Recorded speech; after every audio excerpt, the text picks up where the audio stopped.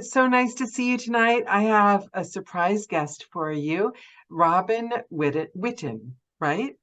Whitten. Okay. And with AudioFile Magazine. And I did tell Robin ahead of the call that I'm going to do something a little bit differently than I normally do. Because you know how I usually get the guest in the headlight and go straight into like the deepest moments of their childhood. But before we get into all of that, I want to find out, and for people viewing this on YouTube afterwards, I want to hear about, is it Audiobook Sync 2023? Right. That's And the program. Yep. it's been running for a while, hasn't it? Can you tell us a little bit about it and how it Yes. started? Who came up Yeah. with it? What was the idea? Well, thanks very much, Daniela, for just inviting me here and to be here to talk about AudioFile and to talk a little bit about the Audiobook Sync program, which is upcoming, an exciting program that AudioFile has run for 14 summers. This will be the 14th summer. So we have been doing it for a while. It's for teens. And the whole idea was to try to develop the teen audiobook audience. So, and teens are such, they're so, media natives, and so they're all, well, a book that's on a page or a book in my ears. There's never been a barrier for them for that. So they're really a great audience for audiobooks. And one of the things we started when we first thought about it was whether, in the summer when everyone has summer reading, everyone remembers fondly or not so fondly about summer reading, but kids still have summer reading, and there are library programs that promote summer reading. There are schools that have opportunities, and they really want the kids to keep reading. And of course, there's all the families who are traveling together, and we just thought that audiobooks are kind of a perfect companion to those sort of activities and a way to get teens into being audiobook listeners if they aren't already. And so we came up with the idea of giving away free audiobooks. Now, of course, everybody loves free audiobooks, and the publisher, it was a little bit of a hard sell in the beginning, try to convince the publishers that they would give them away, but we did it in a way so it's a very short period of time. Participants in Sync can have 2 free audiobooks every week, just for that 1 week. They can download them and keep them, listen to them anytime. They just have to get them in that first, that little period of 1 week, 7 days. And so we encourage the publishers to participate, and everyone thought that was kind of a great idea. So that was, almost 15 years ago. We're still doing this program this year. We're going to have 14 weeks of free audiobooks for teens. And it's a special platform, isn't it? How does it work? So do they apply for it? Can anyone join it if they're between a certain age and a certain age? How does it work? Well, anyone over 13. So that looks like probably everybody who's on this call. There's no maximum age limit. There's no age limit. And, individuals you just register for the program. And it is run through OverDrive's Sora app, which is a school reading app. And that's how you pick up your books, your audiobooks. But all it takes is a registration. And then you can get alerts about titles or not. But you can each week the books change, the audiobooks change. There are 2 new ones every week. And individuals can sign up. A family can try it. It's used in library programs. It's used in schools. One of the reasons we start it early is so teachers in late April and May can tell their students, get them to sign up, tell them all about it, get them excited by the free audiobooks throughout the summer. Well, somebody posted, oh, and guys, I probably should give a heads up, because I forgot to say this at the beginning of the call. This isn't a call where we're going to ask quirky questions. Robin's new to us. We don't want to scare her away until we beg her to come back another time. But questions are welcome, and I will filter them through the call. I have a non-quirky question. Oh, I don't know. I think quirky questions are kind of fun. Okay, you heard that, guys. Jim wants to know, how are the books chosen? Is it something people can apply and say, oh, I've got a book. What about, could you put it up? How is it chosen? Well, we have our AudioFile editors basically spend months trying to find interesting teen audiobooks that would be a good title for the coming season. And then we have to ask the publishers, because these books come from the publishers. That's the way they come. So we have, probably, I think there are 12 publishers participating this year. And they, they're the ones who are giving the books. So they have to, we can ask for all kinds of things that we think are great, but we don't always get them because they get to decide. We also, one of the things that's very fun about the program is that it's worked around themes, Daniela. Okay. So that it each week has a theme. And then, of course, the two titles that we're giving away have to have some sort of relationship to that theme. I'm a big fan of themes. I am. I do the whole dress up Pinterest playlist for every book I do. So I'm a big believer in themes. It keeps life interesting. It does. But also, I think the thing that sparked joy in me, to steal a phrase from that woman that made my summer horrible, sparking joy, everything in my whole flat had to go. But what sparked joy in me when Laura reached out to me was the thought that I remember being that age. And I remember how one book, I'm not, full disclosure, a YA narrator. I mostly do heavy thrillers. So, probably not my audience, but I remember being that age. And I remember one book. And if you're not somebody that maybe is able to read as fast or as quickly, or, a voracious reader, then an audiobook is another way in. Don't you think an audiobook can reach children that maybe aren't the ones sitting reading Wuthering Heights under the tree, 80 times? And I love that. Like 2 books a week. That's a changed summer for a 13-year-old, isn't it? Right. Right. And you get them each week, and then you can take as long as you want to, they don't expire or disappear or anything. You have them, and you can listen to them at any point and re-listen to them if you find something that you really love. But, books and audiobooks are like books in that they're for teens, as for all of us, but particularly, I think relevant to young listeners. They are both windows and mirrors, in the sense that as a mirror, the teen can see themselves in a book and experience feelings that they have and, relate that way. But they also, with the window idea, they see into another culture, a different experience, an experience they may never have, and get a perspective that is, may really change their lives. This every sync season is so different. It has so much variety. There is definitely something for everyone, and probably not everyone is going to love everything in it, but that's the fun of it. But remember the excitement. I'm dating myself now, but the book fairs at school. Oh yeah.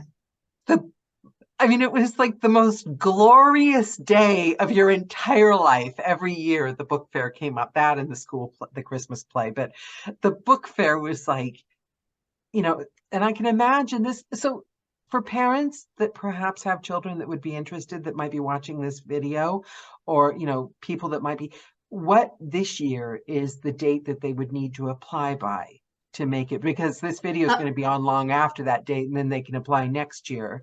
But this year. You can sign up anytime at any point during the program. But Okay. the program, I mean, sign up now. And just so we don't lose this, if anyone wants to check it out, it's audiobooksync.com is the URL. So all the information is up there right now. Okay. But the actual program, the first set of books, will be available April 27th. Okay. And it runs through August 2nd. So parents out there, you want your Yeah. kid to start becoming an audiobook narrator when they grow up, just like mom and dad? This is the end. That's right. And, you know, having everyone tell, even if you don't have teens, you know, telling other families or a friend or someone who has teens about this program, it's a really great, it's just a great way. And I think, you know, we all know that these kind of recommendations really make a difference, the personal recommendation, you know, about a program, about something like a family. If you're going to, we all take family trips. This is a great way to entertain everyone because, of course, while the books really resonate with teens, they are so, many of them are so interesting to older listeners. I had an appointment at a doctor's office first time because I'm in the UK, and I'm used to rather just a vague look when they ask me what I do for a living. Like, I think it was a little slower catching on here. And I was at the doctor's 2 weeks ago, and he said, "Oh, my son listens to audiobooks."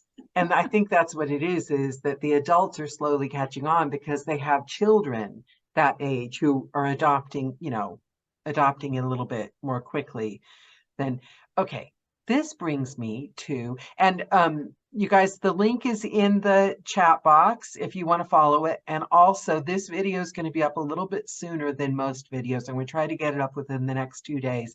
And I will put the link in the About section. So if you're watching this on YouTube, just check the About section.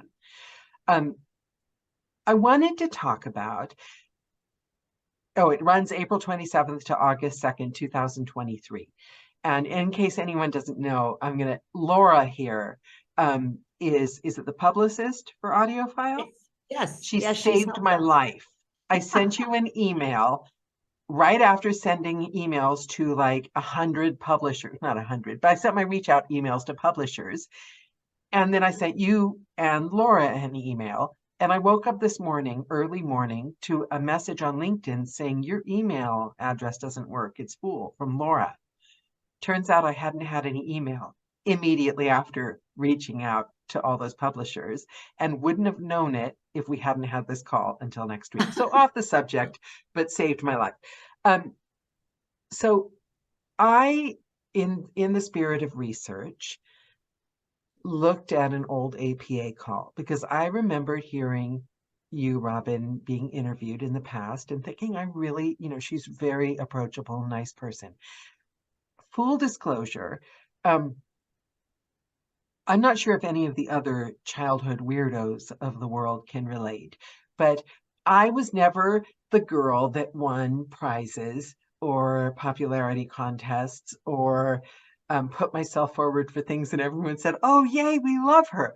I was the girl that was under the tree reading Wuthering Heights 89 times, right? So when I became a narrator, the thought of awards and putting yourself up for a review that's going to be published somewhere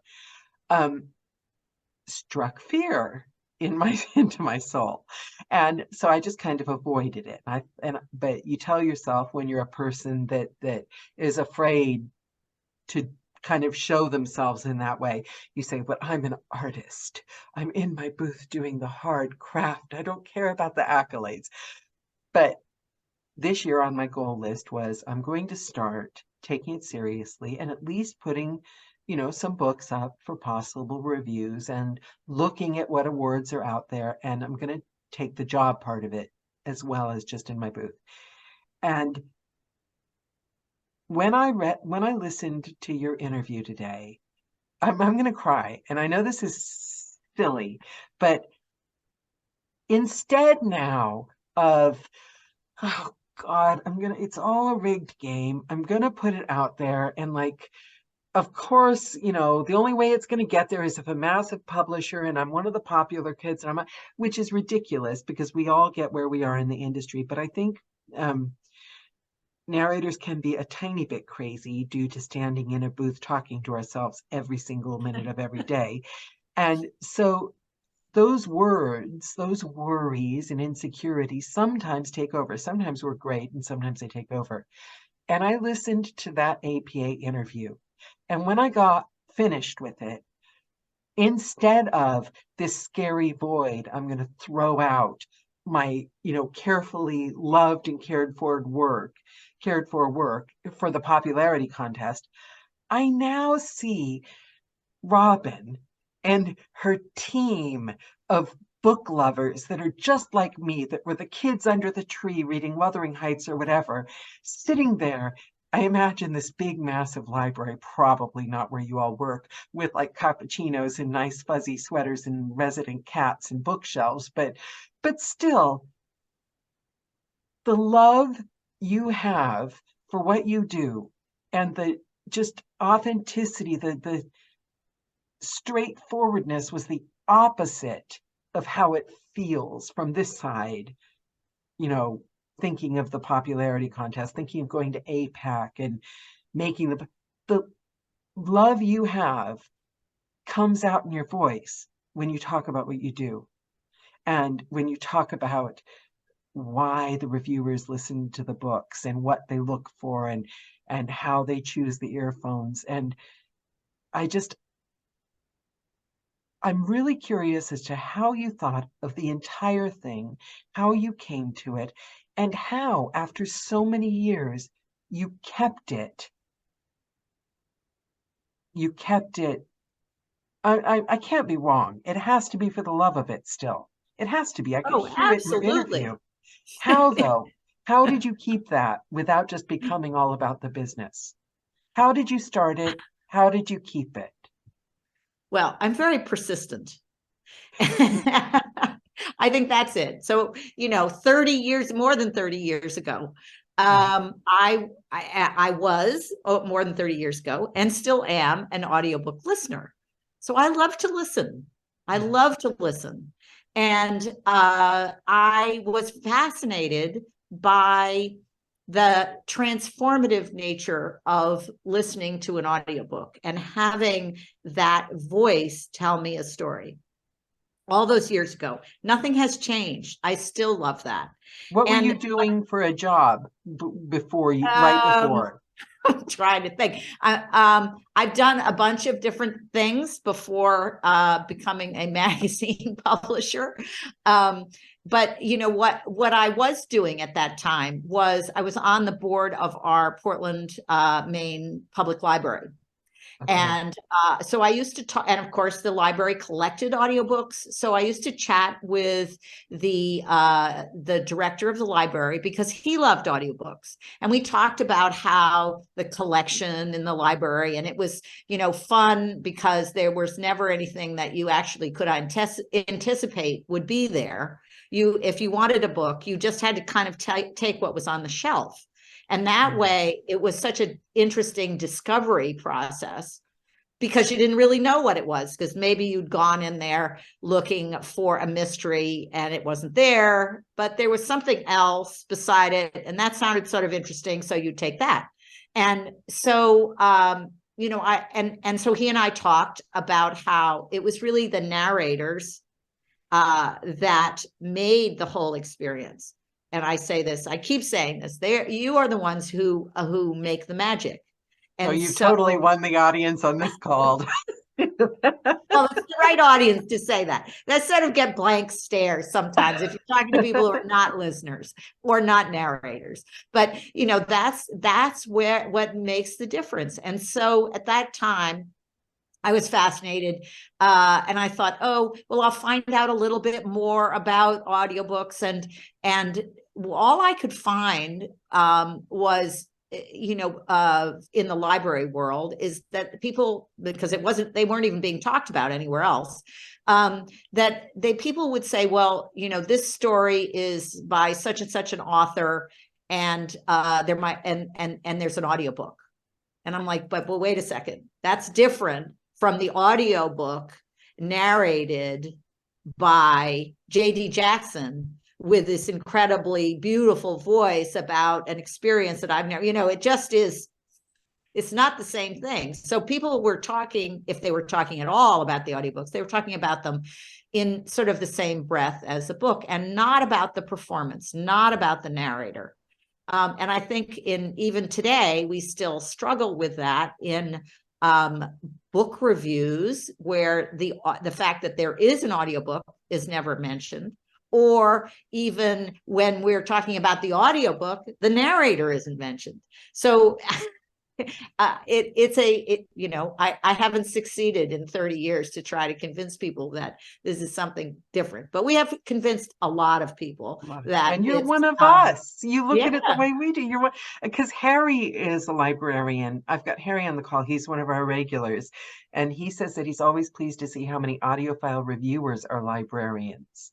Do you have a lot of reviewers that are librarians? We have a lot of reviewers who are a lot of everything, but what they are all audiophiles spelled with a PH, because if you don't love listening to audiobooks, you can't review them, really. I mean, that you wouldn't want a movie critic who hated movies. I don't think that would be very good. So, we have a lot of librarians. And the nice thing, Harry, about librarians is they are often, that's their job, is to tell people about books and audiobooks, and to do reader service and say, hey, if you like this, you might like this, and to help people find something that they would enjoy listening to.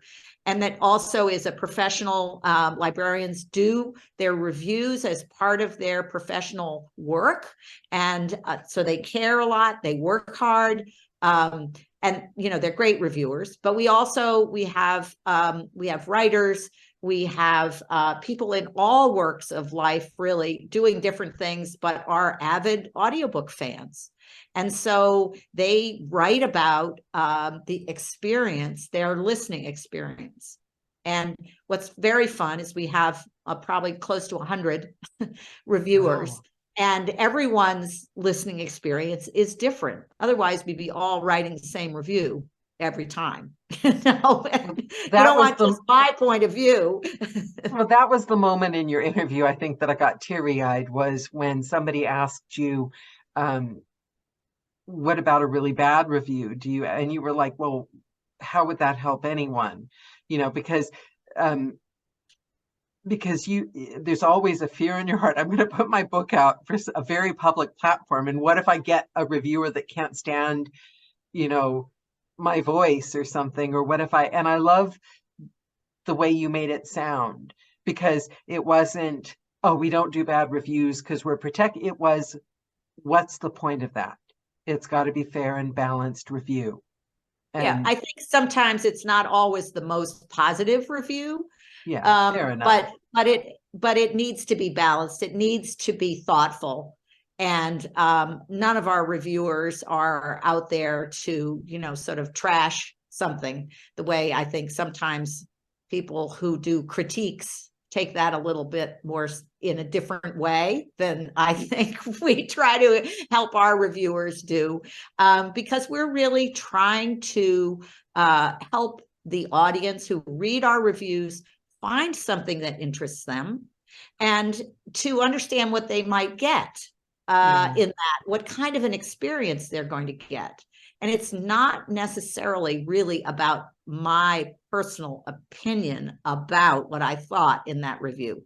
I have to put that in there, but it is, it really is, I need to tell you why you might like this, or, maybe this was just so complicated, and you need, it had the original book probably had maps, which we couldn't see. So I was lost most of the time.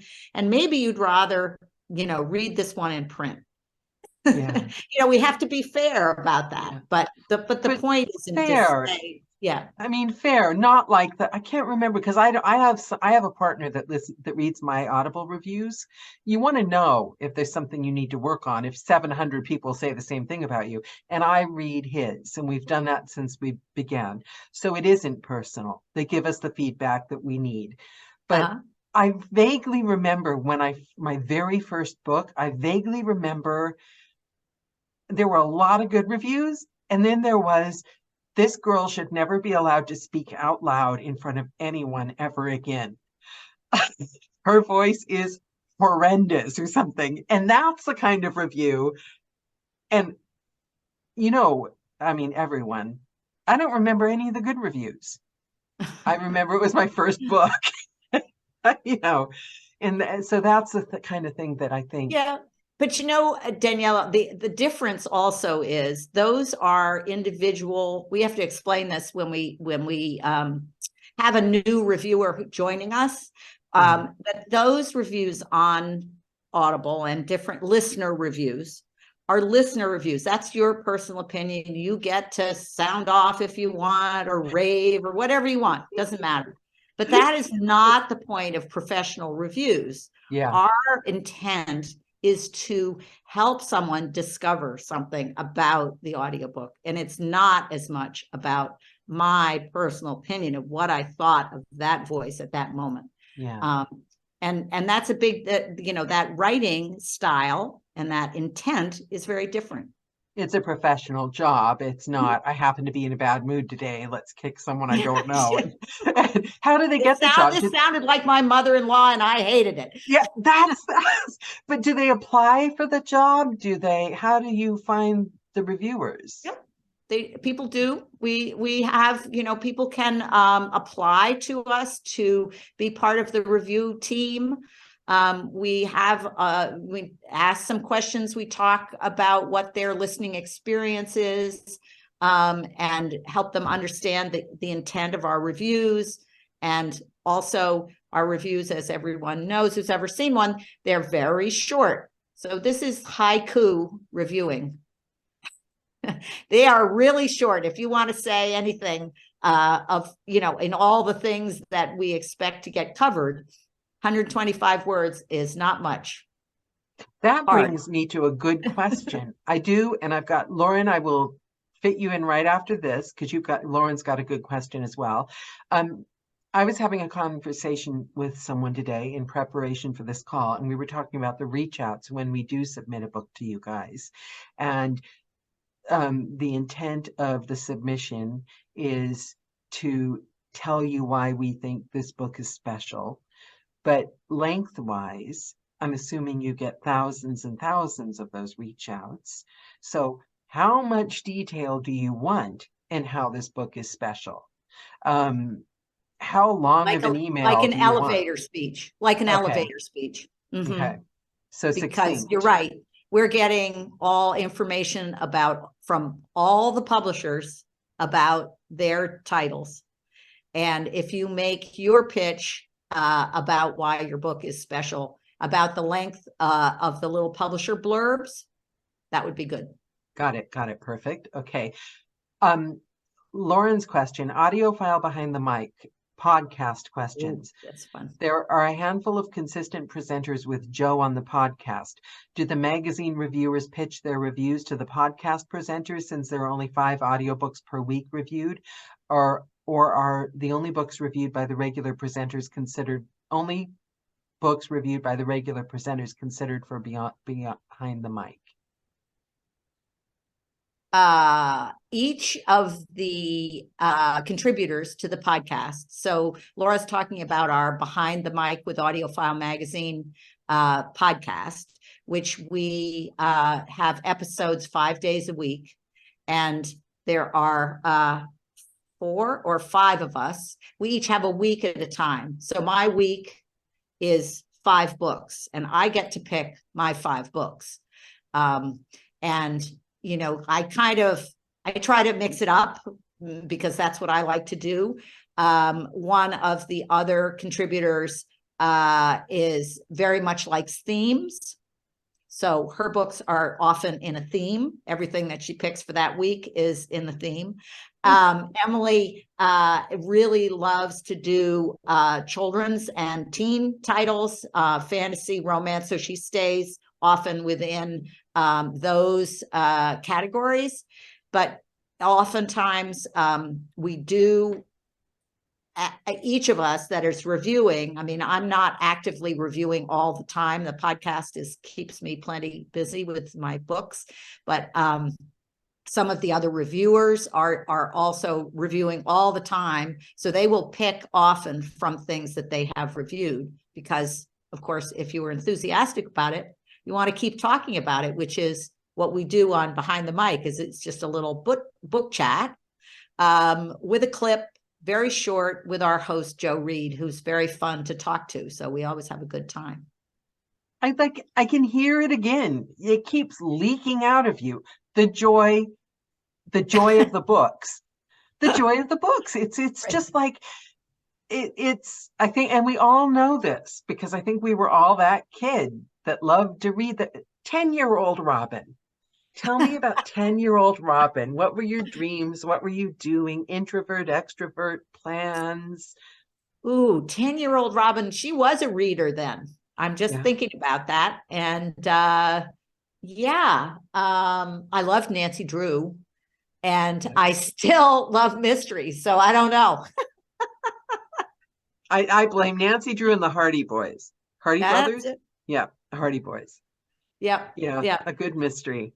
Yeah. But I think what's fun, Daniela, about what I do now because of course I'm reading all the reviews that come in. So I'm reading about many, many books that I only know 125 words about. But when I prepare for this podcast, I really try to mix it up, and I always like to have a good mystery. It's an excuse for me to kind of indulge my own listening interests. But I also then mix it up and say, this is not something, it's like going back to the library and, well, these are the choices on the shelf. I say, well, that sounds pretty interesting. It isn't something that I might pick up if it was just my own personal choice. But the reviewer who did this book was raving about it. And wow, I'm going to find out a little bit more about it and why it was such an affecting performance for that person. And I'll try it out for a while. And sometimes I'm like, oh yeah, this is quite fantastic.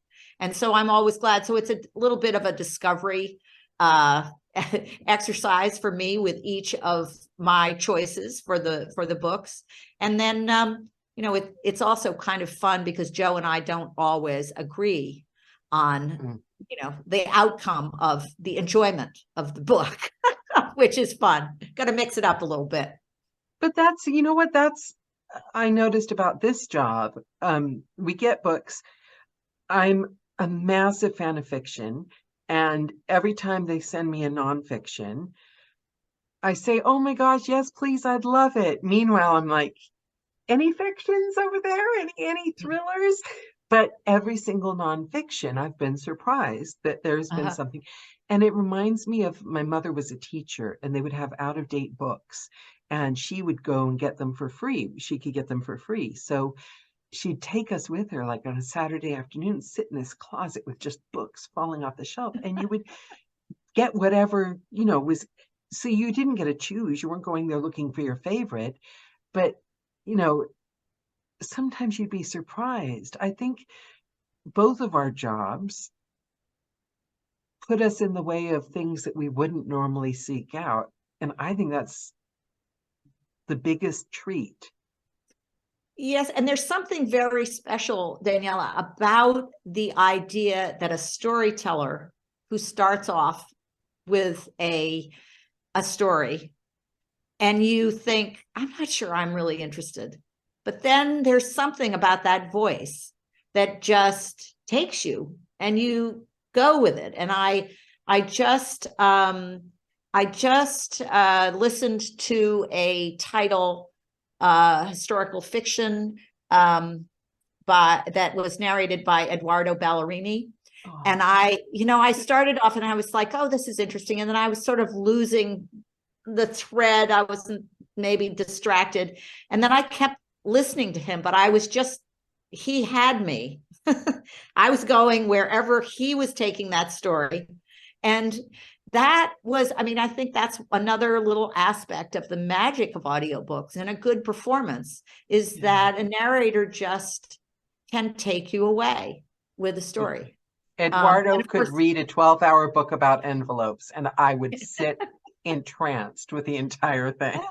And sometimes when you think, I just listened to this book and I really wasn't all that interested, but I loved the experience. I try things to come back to sync for a second. Daniela, one of the books I talked about just last week is one of the books. It's a biography of a scientist that is in the sync program this summer.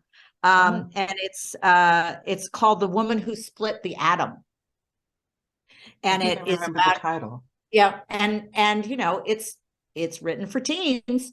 I loved it. I thought it was such an interesting little biography, but a very effective one. Sandy Rustin is the narrator.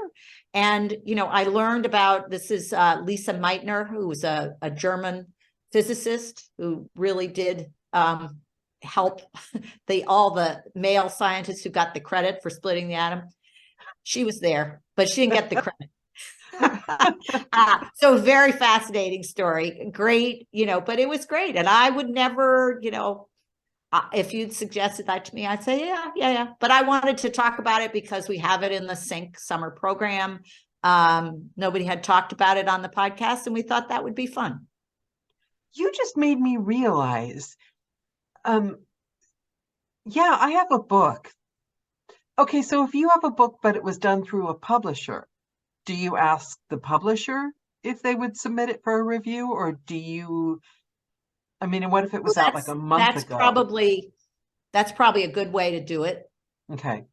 You can tell us about it, but the publisher may, if it's pretty much any publisher, they may have already submitted it. We have access to pretty much all the titles from all the publishers except we have access to Audible titles, but they don't tell us very much about the ACX. I might look into it. It was just a fascinating story, not something like it. Okay, so Jim Patton wants to know, do your reviewers ever give private feedback to narrators about their submissions? No, there's no contact at all, is there? We're happy to send forward emails along to people if you have something that you want to ask. So do you guys have do you have monthly meetings and Christmas parties and hangouts, or is it like one big office and or is it a whole bunch of independent contractors that don't know each other? I would say that we're a very small office in Portland, Maine. And none of the reviewers are here. Pretty much no one is here. We have a handful of reviewers in Maine, but they're all over the place, including around the world. And so I have rarely actually spoken by voice to the reviewers. But we've had some, we actually, last year, we did a little training session with some of our editors. We did a video, a Zoom video, and the reviewers got to ask questions live. And then we have that available to people for when they sign up. Because we talk about different things like how hard it is to do 125 words and things like that. Were you scared when you started AudioFile? Did you think, oh, I'm embarking on something that's going to be hard, it might not work? Or did you not even realize how big it would become and just thought? Probably I didn't realize, Daniela, because I had a lot of people telling me it was a bad idea. I do remember that. Why? What did they say was bad about it? Well, famously, one of the prominent audio publishers told me, what in fact, he said, what are you doing? This doesn't make any sense at all. Do you know what you're doing? I'm like, no, not really, but I think it's a good idea. So, as I say, I'm a little fearless, and I'm also persistent. So, I thought it was a good idea. And, at 30 years later, I think it was, because look at what's happened with the audiences and, the whole interest in audiobooks, the way it reaches young people and people in all kinds with interests. I mean, the audiobook world has grown so tremendously. And when someone tells you something's a bad idea, that is the first clue that you should go straight and do it, because it is also a little lonely sometimes, because there are no other, not too many other journals or magazines that write audiobook reviews. I mean, we're still not enough conversation about audiobooks is out there. Which is weird, isn't it? Because they made a lot of money in the last few years. Yeah. But it's a special art. How is that? I like that. Yeah. It's strange because it's becomes your whole world. Somebody was talking to me the other day about how not insular, but you know all the other narrators, you know what everyone's doing, you're very interested in people's careers and congratulating each other, and we're all the publishers, AudioFile, the narrators, we're all like one big gang, and you forget that there's an entire world out there that still doesn't even know that we exist. Well, we're working on it. Do you write as well? Have you ever written a book? I've written a book about audiobooks. Have you? I love that. What's it called? What was it called? It was, a book of recommendations. I don't think it's in print. I'm sure it's not in print anymore. But it was, at the time when, the 50 movies that you should see in your lifetime kind of things. That's all it was. But meanwhile, we're still, I'm still writing lists of recommendations and, finding new ways to talk about audiobooks so that our reviews are kind of a starting point. And then we take, that review and we will do a podcast episode, or we'll get a comment from a narrator about their experience with the audiobook, or have them do a little video about their experience with a specific audiobook. And that's actually one of the fun things that we have this summer for Audiobook Sync, is that we have, I think there are at least a dozen videos by the narrators who did the titles, talking about why the book was important to them, what it was that really resonated about the stories. They're really lovely. And they personalize the sense of you all in your, not just, well, you could be in your booth, but you could tell us why that story was so important to you. So Sandy Rustin did one about this Lisa Meitner biography, and just, she, the heartfelt comments that she made. I mean, it's a minute long, it's not a long thing, but it just personalizes that as a storyteller. Well, but we all have, I mean, I'm not going to go, everyone on these calls have heard him a million times, but just to say, and I was diagnosed with a brain tumor, listened to an audiobook. That narrator saved my life that night, because I was in shock. And that voice was an old friend. And Barbara Rosenblatt, my first audition, I listened to her on the tube on the way there, and she gave me the courage to, go and try something.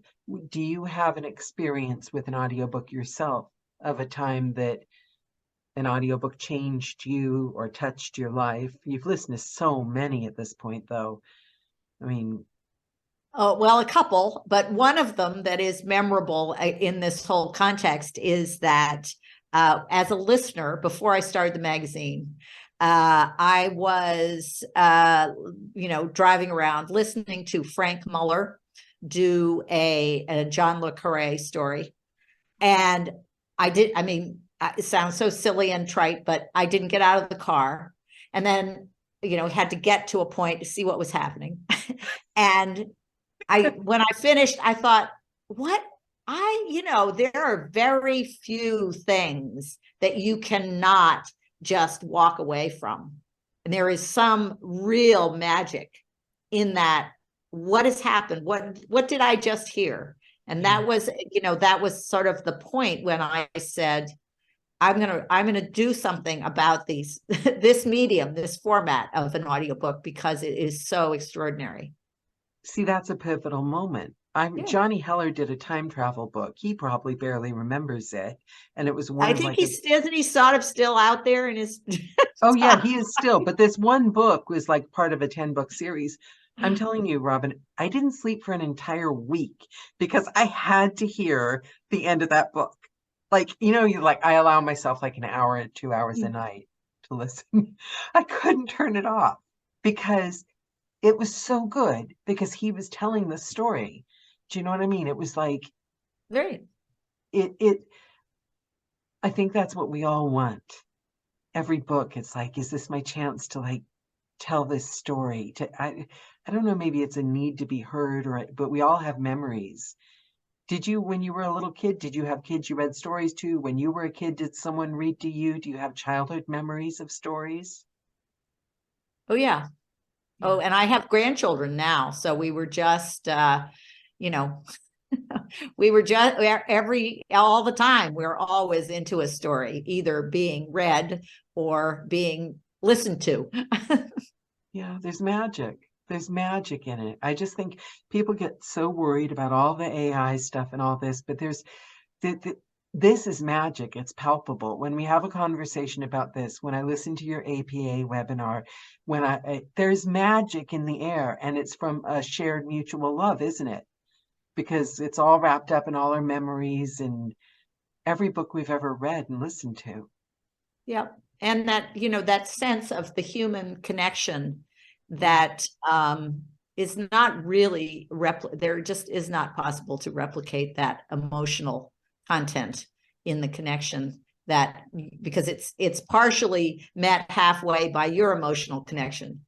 So, if you think that a synthetic voice, an AI voice can create it, someone has to resonate to that. You've got to have the other side of it. And if that's not happening, it's not the same, not the same. Unless you develop a big audience of robot listeners. Possibly, we all listen to the GPS voices to get us wherever we want to go. Lauren found your book, so if anybody wants Robin's book, it's on. You did? Oh my gosh! What's it called again? It's called Audiobooks on the Go: A Listener's Guide to Books on Cassette. On cassette. I used to listen see how long ago it was? Oh my gosh! Yes. And you stick the pen in and turn it around because it gets eaten by the big yellow Sony Walkman. Slap it on the dashboard, right? Oh yes. Thank goodness. I mean, when you think about that one thing of having a continuous play of the audiobook that you're listening to, it's hard for people who didn't have those, ripped up. I mean, essentially it was like ripping up a book into chapters and kind of tossing them around and see if you could keep them straight. I still have some. I just can't bear to throw them away. I still have. Do you have anything they play in? I do. I have a couple of old Walkmans in my drawer. You have to pry them out of my cold, dead hands. I just, memories, a little nostalgia. They probably don't work anymore. But yeah, it's the good old days. Okay, quirky questions, guys. If you have any, throw them at us now. But I have one that I ask everyone. So what I'd like to know, Robin, please, for the audience that's going to be listening to this in like 60, 70 years, if you could leave them with one thing, one thought, one piece of advice, one thing you'd like them to take away from this moment, listening to us, what would you like to say to them? Okay. I think that I guess I would say that a storyteller can truly change your life. And however, in 60 years you access that storytelling, whether it's on a little box or it's in your ears or it's in a chip or wherever, who knows what it'll be. But remember that human storyteller, yes, can, change our lives. I love that. It's the energy. We're the guys sitting around the fire, aren't we? Sharing. And that was more than 60 years ago. But we've kept it up. See that? I mean, how can people be afraid of AI? Seriously, we've kept it up, and that's how far back it went, isn't it? Yeah. I've got a slightly romanticized version of the whole thing, but I still think it holds true. I do. Dreams, like visions, dreams. If you could have anything in the world, if you could be the boss of the way the future is going to go, what would you like to do? The audiobook world, the industry, everything. The world. Audiobook for everyone, all the time. That's what my life is now. So is there an audience for elderly people? I mean, I know I started off at the Royal National Institute of the Blind, but I would think that, like, would they not do more audiobooks in care homes? And I think so. I think it's a great idea, and I think they're used with listeners of all ages. But I think one of the things that's important, as we come back to sync a little bit, is that we need to grow this audience from the ground up. We need to get the young people listening to, whether they're listening with their parents, they start to listen independently, and then they're very independent teens who want to listen to exactly what they want to listen to. And, but then they're listeners for life. And I think that's a great objective for all of us to think about that. I never understand the people that say an audiobook is cheating. It's not like a real book. I never understand that at all. Would you never watched TV growing up or listened to the radio? And also, like, you're never going to get old, because guess what? When your eyes start going, it's not as much fun, is it? I don't understand the concept of an audiobook isn't the same as a book. Well, it isn't the same as a book. It's better, but not everybody, and you have to be able to appreciate it. So a lot of people say that. I said, well, what was the audiobook that kind of turned you off to this format? Well, half the time they've never listened to an audiobook. So, they're not really talking from experience. They don't know. And it's just that it sounds like it would not be the same. Well, it isn't quite the same. It is truly not the same. And there's, something and all listeners, we have good experiences and we have not so good experiences. So you want, one of the things that we always try to do for AudioFile is making sure that people can have good recommendations. So they can, this is going to be something that is a great place to start if you're just starting into listening. Or, this takes a little bit of, a seasoned listener to really stay with a complicated story, maybe with a full cast, who knows what it is. But, we try to make sure that people can find something that they connect with, and it is a good experience.